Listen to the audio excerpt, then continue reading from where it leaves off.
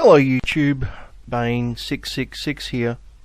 Well, I suppose I better get the reasonable questions for anti-SJWs out the way.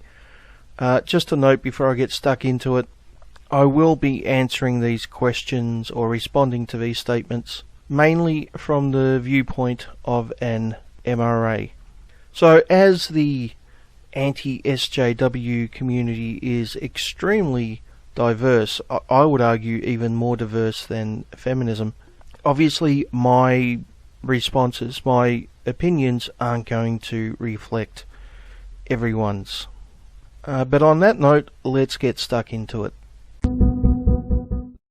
Are you able to understand the irony of responding to the perceived political correctness of the left with exasperated reactionary hypersensitivity of your own? Well, I guess lucky for me I don't, but I guess there are people on both sides who will respond logically and others who will respond emotionally. I obviously think responding logically is the better choice. What is it with you people and skulls?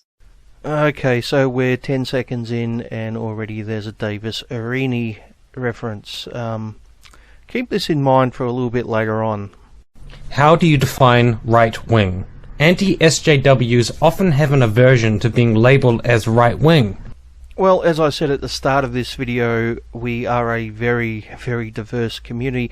In fact, I wouldn't say we are one diverse community, but we are numerous diverse communities that share one common thing, which is we disagree with feminism or social justice warriors. In many other ways, we disagree on just about everything, including politics. Now, there are definitely some in the anti-SJW community, or some anti-SJW communities, which are right-wing. There are some which are to the left, and there are many in the middle. I consider myself a centralist. Unfortunately, though, Tim, a lot of people on your side consider anyone who disagrees with them as someone who's on the extreme right. This is a fairly common straw man which is thrown up. The assumption is made, or the stereotype put out, that anyone who disagrees with them has to be a far right winger. In fact, some people are so far to the left that they consider anyone to the right of them, even other left wingers who aren't so far to the left, they just assume that they're automatically a right winger. And I think it's perfectly reasonable to criticise this false assumption. Yet they regularly defend the right and bash the left. Therefore, why is being labelled right-wing a bad thing to you? And if it's because right-wing is used as a pejorative, can you not see how labelling people as SJWs or regressives is also pejorative? Well, personally, I think the further left or right you go, the more extreme you get. On the right side, we have the extremist fundamentalist Christians who are, anti-gay and very much traditionalists, which go against the principles of the men's rights movement, despite what you constantly hear in the media. As an atheist and a men's rights activist, I most definitely disagree with them. Of course, on the far left, you have a whole different type of extremism, where people have started out with some fairly open-minded principles and just gone fucking crazy with them. Everything turns out to be sexism or racism, and it doesn't actually solve any of the issues. It just creates a whole set of new ones. So yeah, personally, I'm against either extreme. I'm perfectly happy sitting in the middle, being a centralist. Rather than telling people you disagree with to drink bleach, wouldn't it be more productive for you to have an actual conversation about the issues you feel matter? An actual conversation about the issues that I think matter? You mean like the ones I've had with the skeptic feminists and Diane O'Philly and Garrett and Tim, who just appeared in this video, and numerous other people? Is that the type of thing you're talking about? Because we have those conversations all the time. What you're talking about with the bleach comment is someone leaving a sarcastic, trollish comment in the comment section. Now, the fact that you concentrate on that and not on hour-long videos which discuss these issues, I think speaks volumes about yourself. Now, once again, keep this in mind for just a little bit later. Or is it just easier to do the bleach thing? Well, obviously it's easier just to leave a comment telling someone to drink bleach, just like it's easier for people on your side to leave a comment referring to some of us as misogynists, simply because we might disagree with them. But once again, you're concentrating on someone leaving a comment in a comment section as opposed to the hours and hours of actual discussion that we do. Once again, keep this in mind for just a little bit later. You claim to be proponents of rational, logical, evidence-based argumentation. That's great. That's entirely laudable. But when I look at your online activity, when I look at, I don't know, for example, your Twitter feed, that's often not what I see. How do you reconcile this claim to be evidence-based and rational and logical against stuff like, oh, I was just trolling you, oh, I was just shitposting, or TLDR? Well, there's two ways you could look at this. You could look at my hours and hours of videos on YouTube, which have numerous citations. Sometimes I have so many citations I can't actually fit them all in the low bar and have to put them in the comment section. Or you could look at a handful of tweets I've left on Twitter, which I've left when basically I'm being a bit sarcastic and letting my hair down. Now, if you choose the second one as a representation of me, as opposed to the hours and hours of work that I've put in, I would suggest that you're a dishonest asshole. And personally, I don't think there's anything wrong with letting your hair down and being occasionally a bit sarcastic. I mean, let's be realistic here. Twitter has, what, a 140 character limit or something like that? I don't know, I haven't been on Twitter for very long. But you can hardly make a nuanced and detailed argument in that format. It is, however, perfect for shitposting. And personally, I'm not going to apologise for leaving the odd sarcastic tweet. If I've just put a week of hard work into a 2-hour video, and I want to let my hair down and say something sarcastic in a tweet, I'm really not going to apologise for that. No, seriously? What is it with you people and skulls? Yeah, I thought a better question would be, what is it with you people and animal icons? Considering there's so many people in our community who use animal icons, I thought that would have been a better question. But what's the fascination with skulls? What, there's a handful of us that use skulls, and does that somehow make us bad people or something? I don't get it. I know Man Boobs did an article about that in which he mentioned me. A bit of a weak argument, in my opinion, really. Are you aware that the ridiculous buzzwords you helped to popularize, like SJW and cuck and regressive, have all lost whatever meaning they once had and only serve now as casual insults and pejoratives to derail any meaningful conversation? Oh, you mean buzzwords like misogynist and rape culture, you know, these words which are overused and thrown around all the time by your side, which have lost all meaning. Is that the type of thing you mean? And by the way, Mike, are you at a Roman bathhouse or something? What's going on there? At a toga party, maybe? Oh, I don't know. I'm not going to judge. For the last time, what is it with you people and committing actual, literal felonies? Oh, look, a sample size of 1. Now, you will note that this guy did say, you people, meaning he's talking about more than one of us. In fact, he's trying to pass judgment on all of us, and he's using one example. Now, I don't know Ralph or the particular circumstances of that case, so I'm not going to comment on it. But I just find it interesting that this guy has the opportunity to ask us absolutely any question that he wants. And what he chooses to do is to make a comment about some of us using skulls. You didn't mention me, by the way, for some reason. And then he tries to paint us all as criminals by using one example. Sample size of 1. Very, very scientific.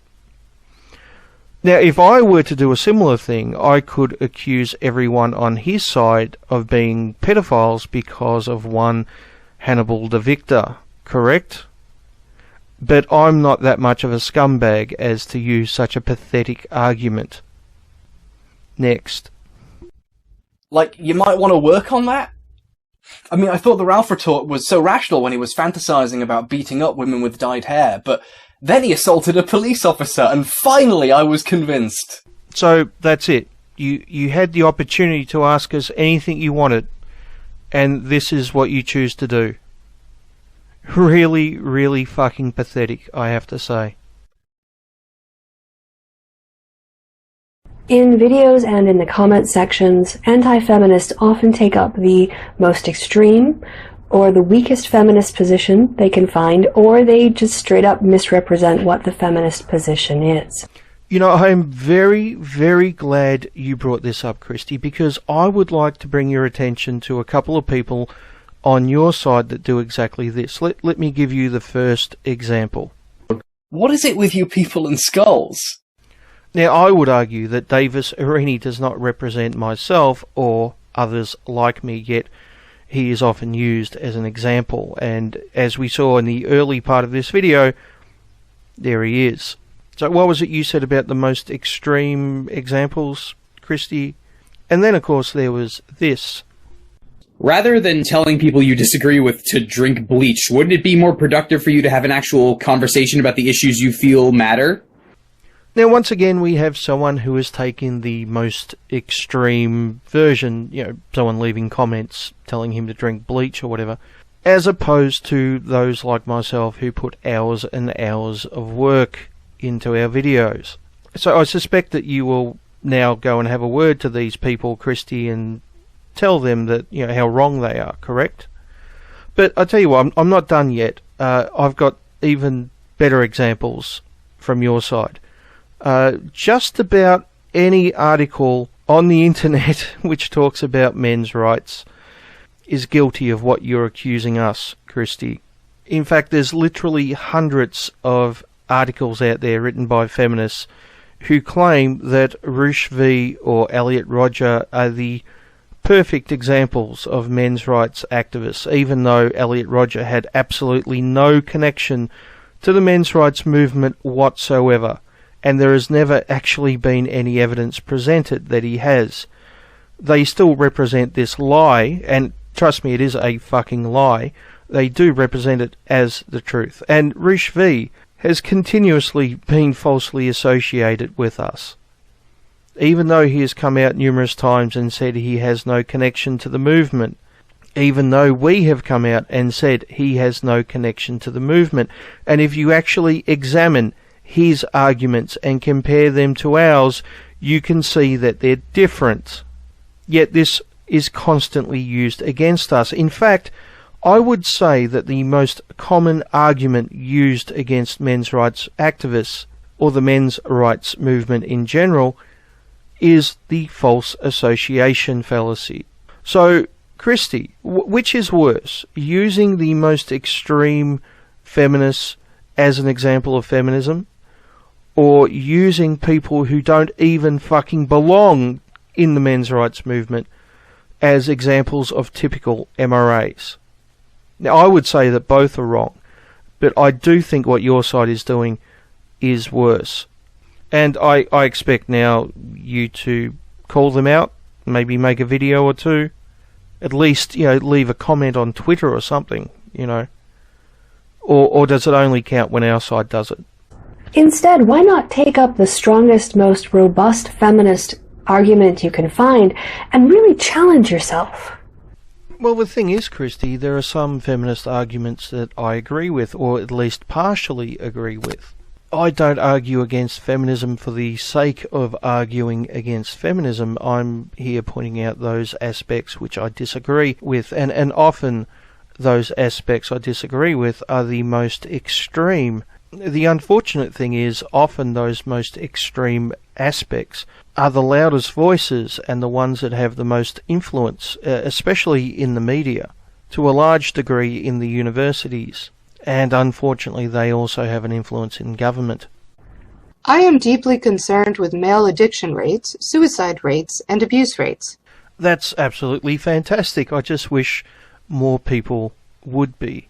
Because I have worked with these issues in the quote-unquote real world. Would you be willing as anti-feminists to put aside your differences with feminists for the greater good of addressing these issues, especially as the kind of solutions needed are not necessarily gendered? And if so, I would actually like you to let me know, because I'm not fucking around or presenting any gotchas here. I actually really think that we could get something done if we work together. So, yeah. Yeah, this is something I've done numerous times in the past and will continue to do. I enjoy talking to the other side and hearing their opinions, and I'm more than happy to work with you guys, just so long as you don't throw around terms like patriarchy backfiring. When you do things like that, you basically make it impossible for us to work with you. Instead of saying, yes, this is an issue and society is to blame, you essentially turn around and say, yes, this is an issue, but men are to blame for it, so it's not really that much of an issue anyway. That's what I often get when I hear patriarchy backfiring and other such terms. But if you're a reasonable feminist who actually wants to discuss these issues and come up with actual real-world solutions, yeah, I'm more than happy to talk with you about it anytime. What is third wave feminism? Because I've often heard you folks insist that you have no objection to feminism in general. It's specifically third wave feminism. Yes, I've heard a lot of anti-feminists say this, and I personally would disagree with them. And I know a lot of MRAs would agree with me that they're wrong. There were many issues with second wave feminism as well. Need I point out Andrea Dworkin?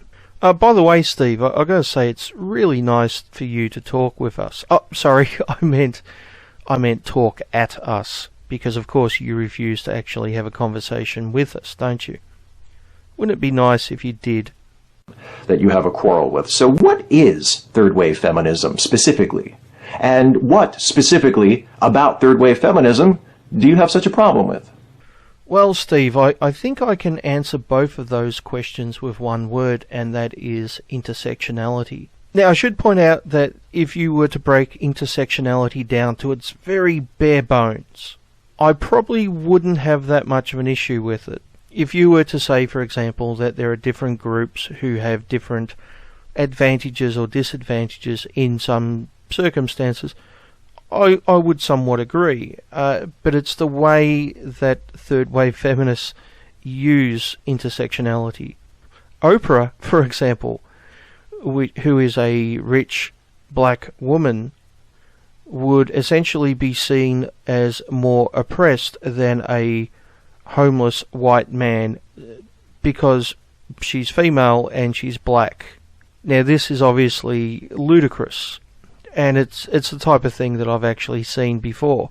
Now, I know I'm using an extreme example here to illustrate a point, but that's basically my issue when intersectionality is taken to such a ludicrous extreme. And basically, we see this all the time whenever someone dismisses someone's argument because they're white or they're male, or the assumption is made that they're white or male or straight. It's fairly common for people on your side to accuse someone of being a white straight male when that person is either gay or female or non-white. This is the problem with intersectionality and third wave feminism.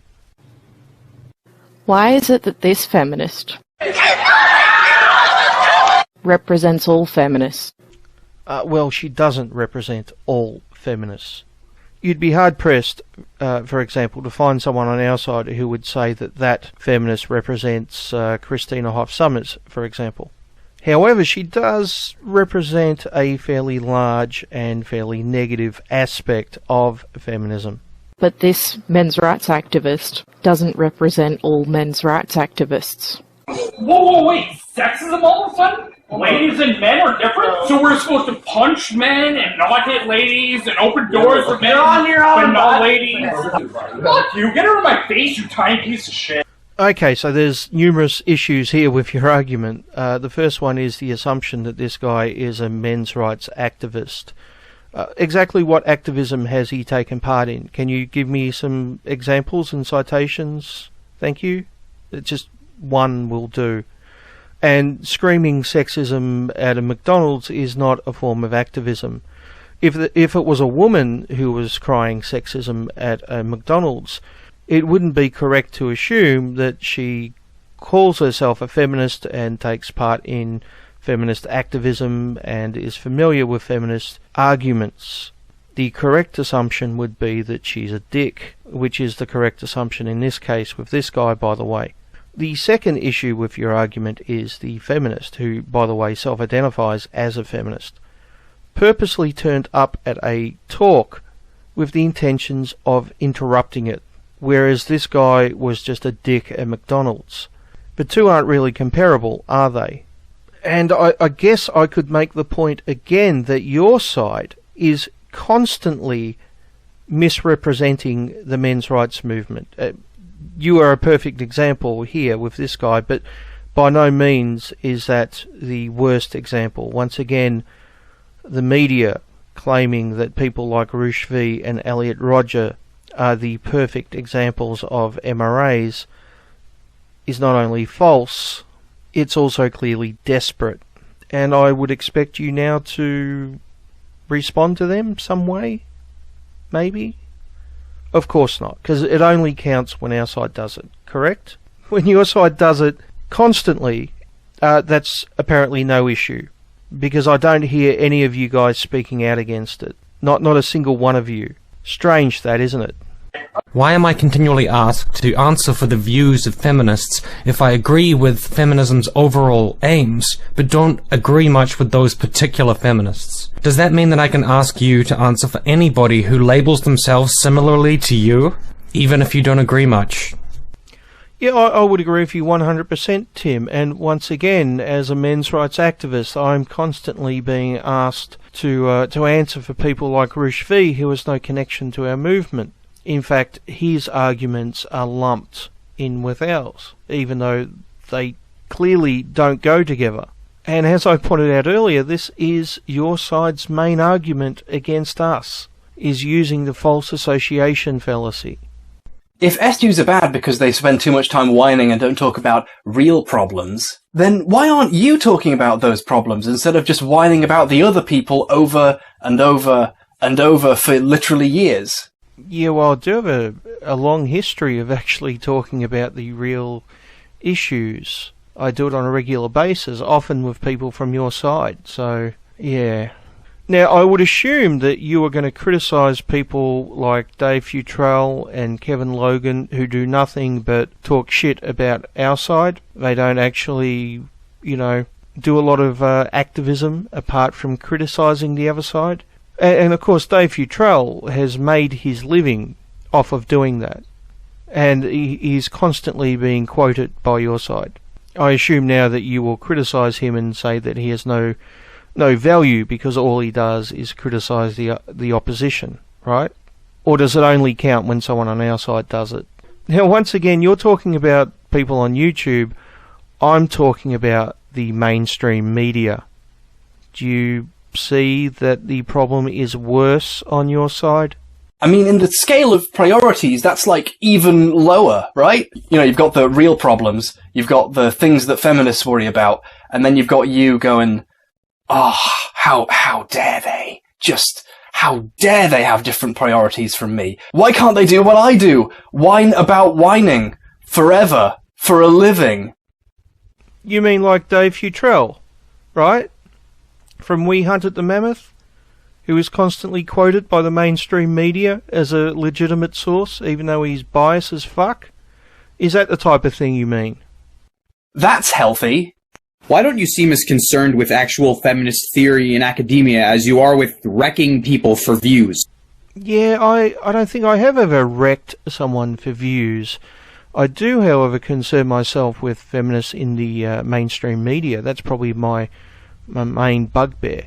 Now, what was it Christy Winters said earlier? Videos and in the comment sections, anti-feminists often take up the most extreme or the weakest feminist position they can find. Wrecking people for views. Most extreme or the weakest... Wrecking people for views. There you go, Christy. There's someone using the most extreme or the weakest example from our side. So, by all means, I'll let you go and have a word with him and sort that out, because I'm sure you will want to correct him, right? Since so many of you profess to be admirers of second-wave feminism as opposed to third-wave feminism, Well, I'm not a fan of either, but by all means, Steve, please continue. I thought it would be interesting to ask which second-wave feminists in particular do you appreciate? Which books written by second-wave feminists have you read and found interesting? Which second-wave feminist activists have you specifically admired as you formed the opinion that you like second-wave feminism but you have no use for third-wave feminism? I'm just curious. I would have to say Karen DeCrow would be at the top of the list, and probably closely followed by Christina Hoff Sommers and Camille Paglia. There's 3 names for you, Steve. You probably don't like 2 of them, and you probably haven't heard of the third, I'm guessing. You do understand that reading the title of a book or an article or watching the first 15 seconds of a video is not going to give you a deep, nuanced understanding of what that book or article or video is about, right? Yeah, that's why I routinely go through every single fucking word of an article. That's why my videos are typically so long, because I don't leave anything out. I go through every single word, not just segments. And I usually do the same thing with videos I'm responding to. Now, I usually only respond to the relevant part, so if it's an hour-long video and there's 10 minutes on the men's rights movement, that's the 10 minutes I'll respond to. I'm not going to respond to the other 50 minutes, which has nothing to do with the topic. But I will go through every bit of that 10 minutes. Of course, then some people complain that my videos are too long.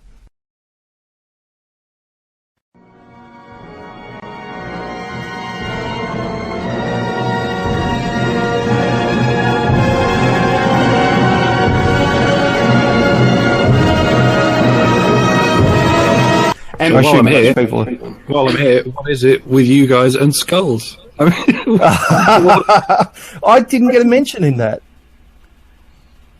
What? I haven't watched it all the way to the end. Yeah, we're talking about the questions for anti-SJWs, and there was one guy. I don't know who he is. I don't think I've ever seen him before, but he said, "What is it with you guys and skulls?" And then he showed Davis Arini, and then Mundane Matt and Ralph.